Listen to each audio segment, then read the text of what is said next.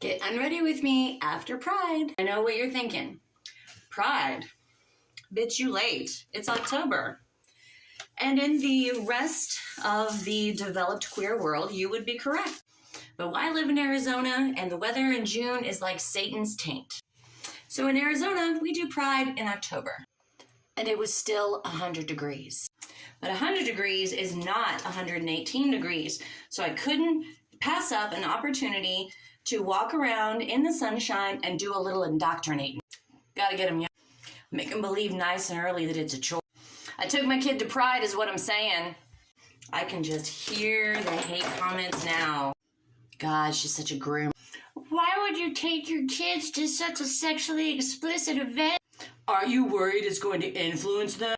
First of all, if you send for me, I will come for you. And if you send CPS to my house, I will not answer the door because I know my rights.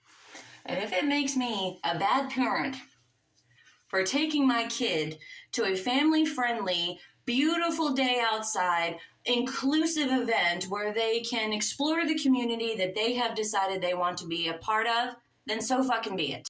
Now that all that's out of the way, let me tell you what a good time we had. The outfits were giving. The children were out in full force. There was a ton of vendors giving away a bunch of free swag. We got all kinds of goodies, pins, lays, headbands, sunglasses, everything. My kiddo, who is non-binary, pronouns are she, they, took their friend Keegan. I'm not sure if Keegan is on that spectrum. We walked around, we did some shopping, we got some information about queer youth, mental and physical health resources. We even got to take in a little bit of a drag show. And we got a literal brick of curly fries doused in nacho cheese. Did we see some things that made you raise your eyebrows a little bit? Yeah, a couple.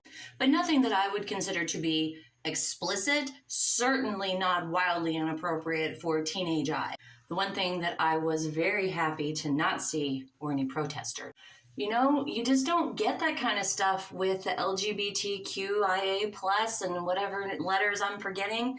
You just don't get that at those events out here. I'm from Texas, and I can tell you that most likely that is absolutely the kind of thing that you would see at Pride. Absolutely not what I wanted my kid to see, and I can't thank God enough that it's not something that was influencing that day. One thing that was very funny was that there were all of these political booths, like they want you to sign up to register to vote, or they want you to sign a petition for women's rights or domestic abuse or whatever.